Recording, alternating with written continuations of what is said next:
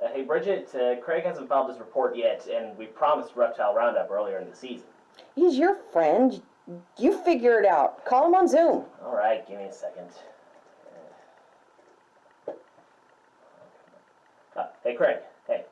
Oh, hey, mammal! Wait, what are you doing? Where are you? As we reptiles are usually way ahead of you mammals, I'm on vacation, sipping margaritas on the beach, or, for you Latinx mammals, yo bebo mucho margaritas en la playa! Are you drunk?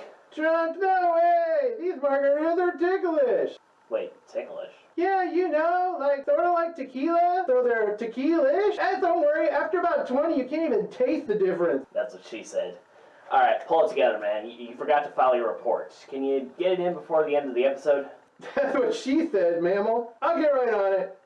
Ah! What happened? What kind of asshole puts salt on a strawberry margarita? Probably one that wants you to stop ordering strawberry margaritas, Craig. Now get on that report. Recorded in Round Rock, Texas, in front of a live teleconferenced audience, it's the What's Update with Xander Quation. Season 2.5, staying alive, baby.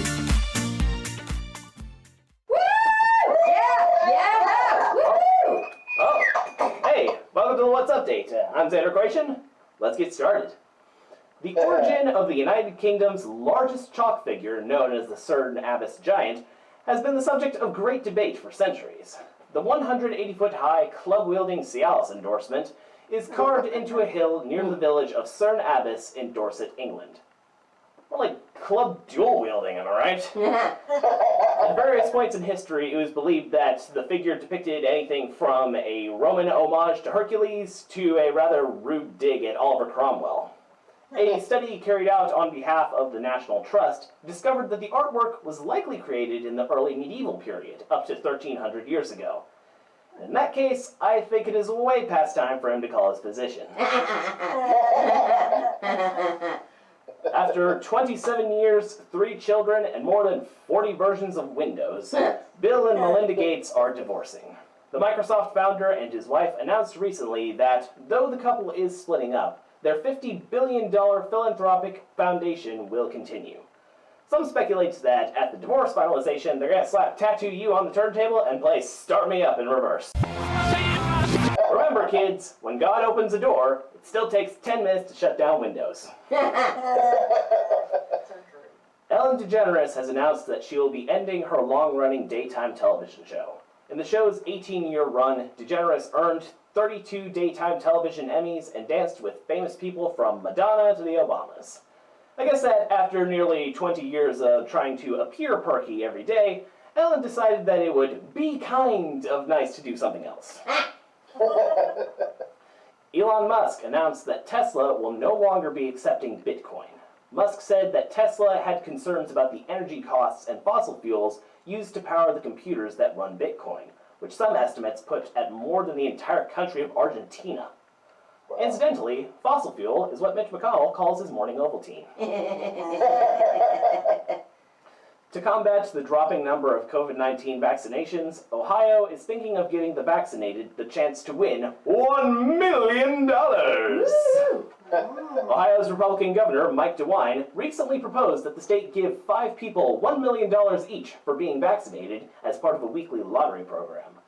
Of course, not getting vaccinated is a completely different kind of lottery.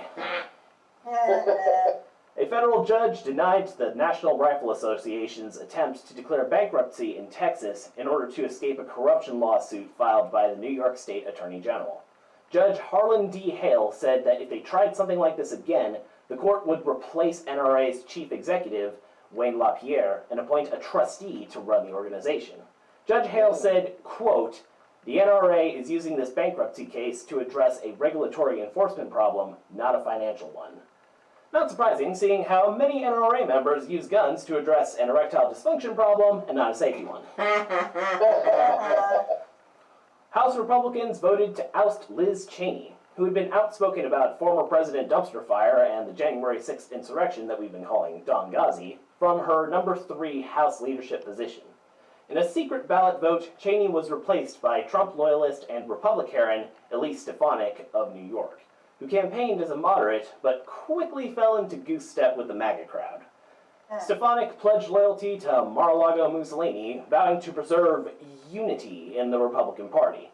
Because the word Volksgemeinschaft is quite a mouthful, and they've already got their mouths full of Trump's nuts. Oh. And on the subject of questionable nuts, Republican representative and obvious Barbie and troll doll hybrid, Marjorie Taylor Greene aggressively confronted Representative Alexandria Ocasio-Cortez, shouting at her as she left the House chamber. The incident caused the New York Congresswoman to raise security concerns with congressional leadership.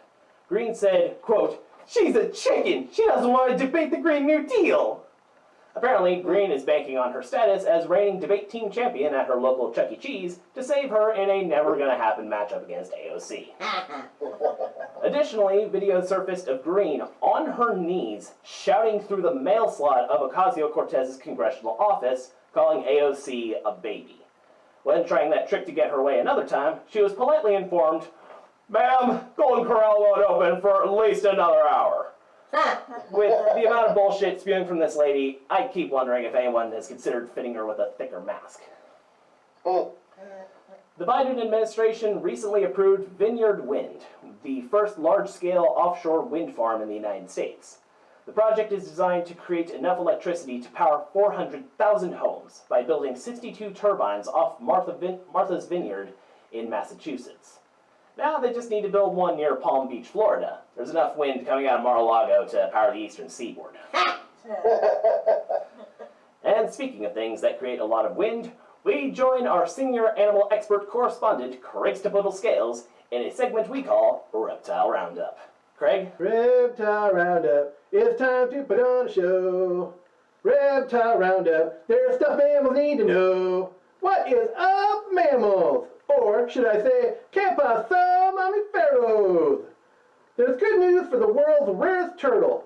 It was believed that a male twin-hoe soft-shell turtle might be the last of its kind when its mate died at the Chinese zoo where they lived after artificial insemination. However, a female of the species was recently discovered in a lake in Vietnam. Now those two survivors have a chance to make eggs and save their species.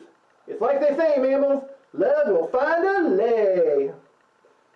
Science mammals in Guam are trying to keep snakes from eating endangered Guamanian birds.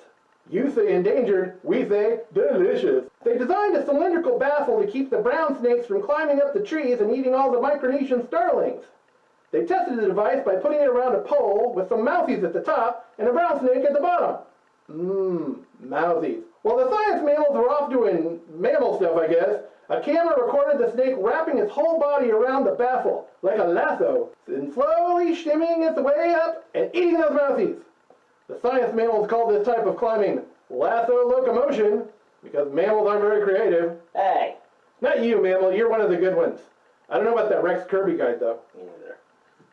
Some other science mammals recently said that a type of flying dinosaur had hollow bones like a bird and a neck like a giraffe. See, that's just speciest. As darkids, which were a type of pterosaur that lived during the Cretaceous period, had a wingspan of around 33 feet and are underrepresented in the fossil record because of their hollow bones. This is just reptile cultural appropriation by birds and giraffes. It's pretty common, actually. We call it snake envy or reptile dysfunction. Speaking of species, have you heard about these mammals calling themselves PETA? It's pronounced PETA, Craig. What? That's stupid. A pita is like the awesome baby of a sandwich and a taco. Hey, you know what goes great with tacos? Mas margaritas sin sal, por favor! Craig, focus. What about PETA? What? Oh, you mean PETA. Alright, so these PETA mammals started an online campaign to say that calling humans by animal names is specious. They think that calling someone a dog, or a pig, or a chicken is an insult. Now, I get that those guys suck compared to reptiles, but thinking that non-human animals care what you call each other is kind of crazy. First of all, unless you're saying it in chickenese, the chicken is just going to ignore you and keep pecking its own poop. Makes sense, I guess, but what do you suggest? You just do what I always do. Call them useless, ungrateful mammals. And the dumbest thing is that they think calling a mammal a snake is an insult.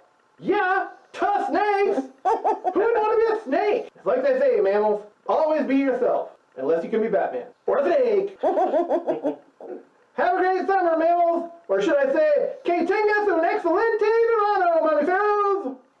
Craig for that educational report. Stick around, we'll be right back. Yeah!